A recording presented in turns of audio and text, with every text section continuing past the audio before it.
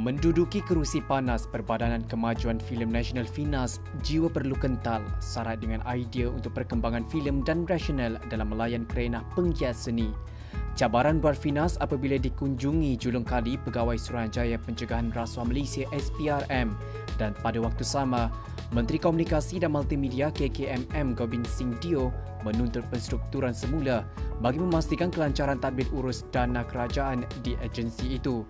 Penggiat industri filem berteka-teki siapakah pengerusi baru FINAS selepas Datuk Husairi Abdul Talib meletak jawatan sebagai Pakatan Harapan membentuk kerajaan baru. Bagi menjawab pelbagai persoalan melanda FINAS ini, pengarang berita NSTP Adam Saleh mewawancara Ketua Pengarah FINAS Datuk Fauzi Ayub.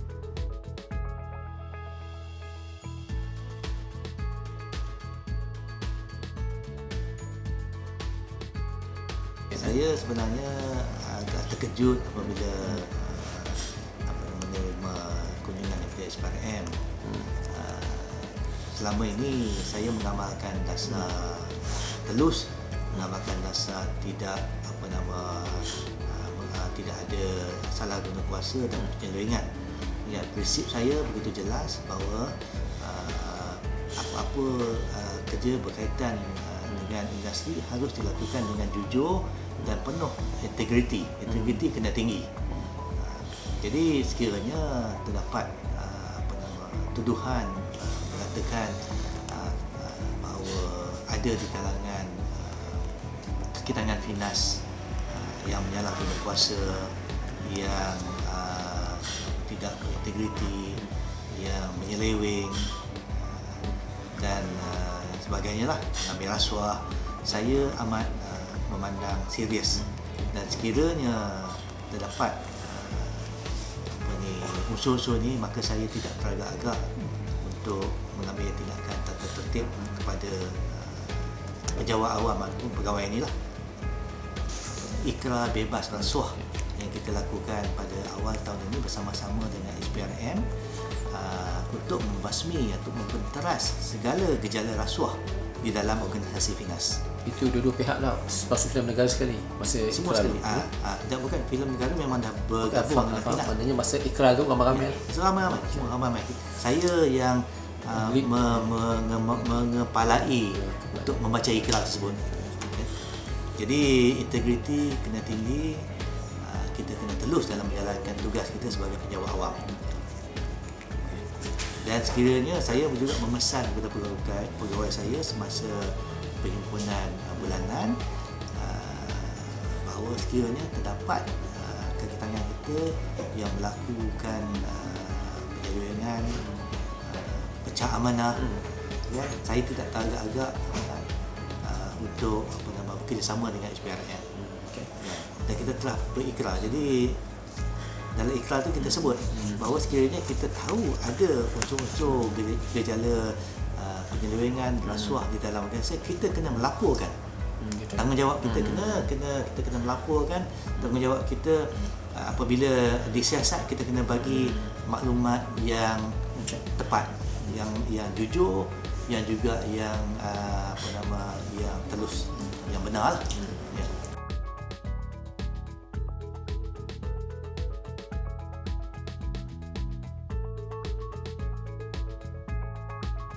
Sebenarnya pandangan menteri itu kita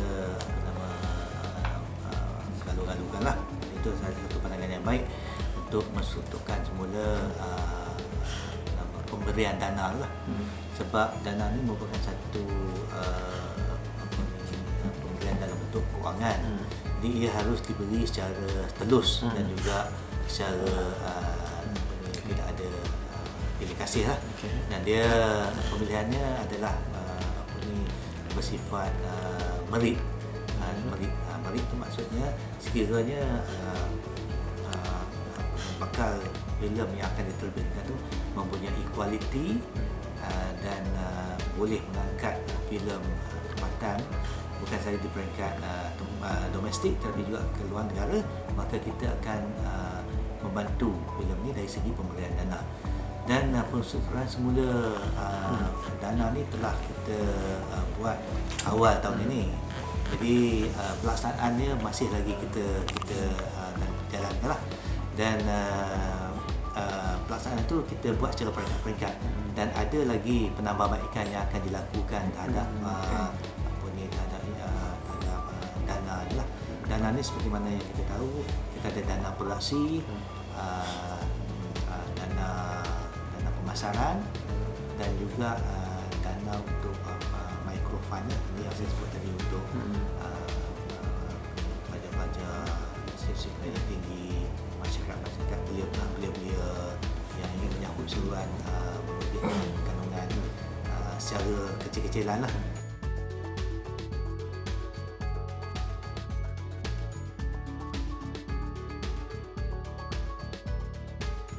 Sebenarnya Menteri baru kita ni, YB Gobind Singh ni, memang nampak kecenderungan dia dalam bidang seni kreatif. Dia memang minat seni kreatif, kan? Cuma background YB dia adalah undang-undang, lawyer, kan? Tapi walaupun begitu, dia telah menunjukkan minat dia untuk membangunkan industri kreatif tempatan, kan? Dengan nasihat daripada pakar-pakar lah. Sebab itu Finas juga minta untuk mengadakan satu sesi dialog bersama-sama dengan pihak industri. Ketika sedang menyusun program ini, kita dalam masa dekat kita akan mengadakan satu pertemuan pihak industri bersama dengan Menteri untuk menyerangi lagi apakah masalah-masalah yang dihadapi oleh industri, supaya kita boleh menambah baikkan lagi industri. So jangka masa yang diberi adalah mungkin selepas sidang parlimen lah. Selepas sidang parlimen, kita akan ada satu lagi pertemuan YB Menteri bersama pegiat industri.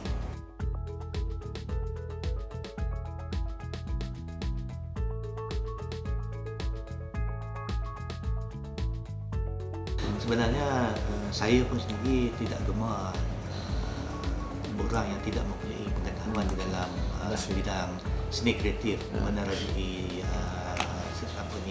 Finas. Kita seboleh-bolehnya kita sebenarnya tidak menolak ahli politik, kan? Tapi seboleh-bolehnya ideal calon untuk diletakkan sebagai pengurusi Finas biarlah orang yang ada kredibiliti dalam bidang seni kreatif, orang yang tahu tentang seni kreatif, orang yang boleh membawa Finas ni lebih ke hadapan, lebih cemerlang. Sebab sebagai pengurusi Finas dan juga ahli-ahli perbadanan Finas, mereka akan menasihati Finas dan juga ketua pengarah bagaimana kita nak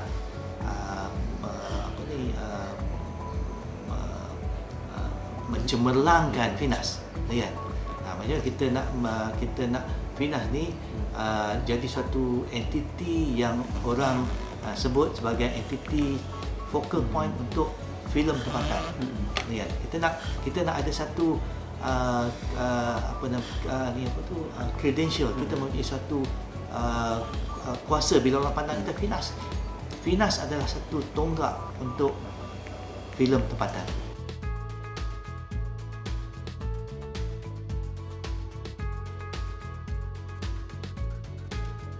Tidak ada personal interest, saya tidak ada personal comment lah tentang sama ada Syariful Rahman itu layak atau tidak layak jadi pengurusi Finas. Itu bergantung kepada keputusan YB Menteri. Sebenarnya pada mesyuarat pasca kabinet hari Rabu yang lepas, saya telah mengusulkan beberapa nama kepada YB Menteri untuk dilantik sebagai pengurusi Finas dan juga mengisi kekosongan ahli perbadanan Finas. Ada nama-nama yang besar kita telah usulkan atau pencadangkan kepada YB Menteri. YB Menteri bagi tempoh timeline dia bila tu akan buat keputusan? Katanya secepat mungkin, sebab dia akan meneliti dulu cadangan nama-nama tersebut. Senarai panjang, ya. Jadi saya rasa mungkin dalam masa terdekat juga Menteri akan umumkan siapa bakal jadi pengurusi Finas. Nama-nama besar yang kita calonkan tu mempunyai kredibiliti dan juga mempunyai pengalaman yang luas dalam bidang seni kreatif.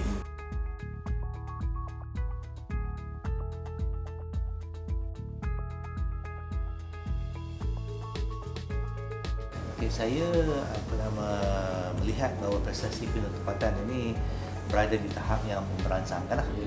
Terutama sekali saya optimis lah sebab apabila kita melihat filem-filem yang mendapat sambutan di kalangan masyarakat, filem blockbuster Abang Long Badir 2 karya Syafiq Yusof yang ditayangkan pada tahun ini telah berjaya mencatat kutipan yang tertinggi, itu kutipan pecah panggung sebanyak RM18.15 juta. Sekarang rekod siapa yang pegang?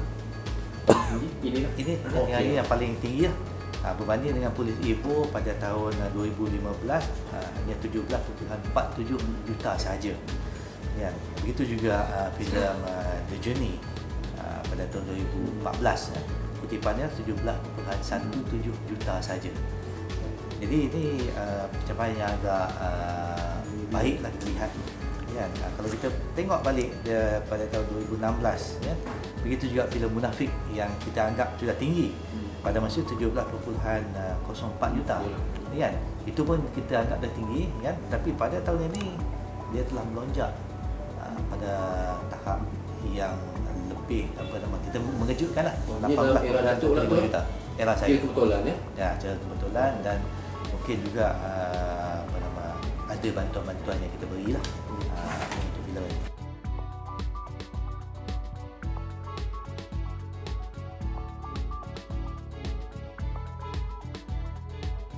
Orang Kedah ni selalu mencipta nama. Okey. Saya ambil contoh almarhum Tuanku Abdul Halim yang merupakan Sultan Kedah sebelum ini pernah menjadi agung sebanyak 2 kali. Dan begitu juga Perdana Menteri kita Tun Dr. Mahathir menjadi Perdana Menteri sebanyak 2 kali. Begitu juga Menteri Besar Kedah Datuk Seri Mukhlis Mahathir menjadi menjadi Menteri Besar 2 kali. Dan tak tahu sama ada tempias terturun kepada saya menjadi ketua pengarah banyak 2 kali. Walau alam. Tapi itu saya rasa ketentuan Allah kan. Rezeki berada di mana-mana saja. Mungkin kalau tidak jadi ketua pengarah, mungkin jadi pengarah filem, kita tidak tahu.